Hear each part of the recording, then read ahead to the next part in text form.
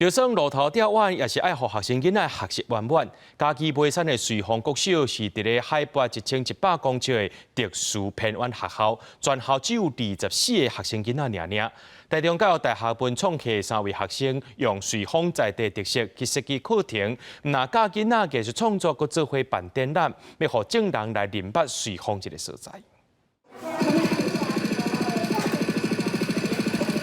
上课老师放声音，互囡仔用笔甲想到的物件画出来，边仔佫有画图、大纸的艺术课程。国立台中教育大学文创系学生去嘉义县梅山乡的瑞丰国小，用艺术工作坊的方式，或者学生囡仔用艺术创作消解因大的所在。透过就是观察你身边生活中可能稀松平常的事情，然后可能会发现说，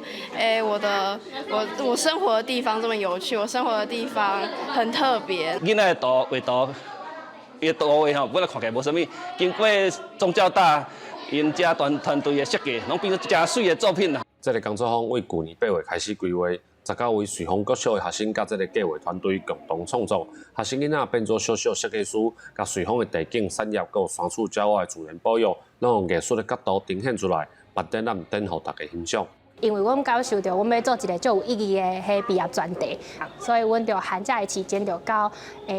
瑞丰国小安尼做有感采集工作坊，互因用无共款的角度，用听的用感受的去感受伊的家乡的美丽安尼。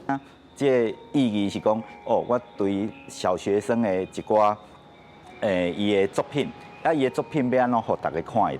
到，再过来就是你大学生要安怎甲这个作品。变啊足水、足美丽，而且做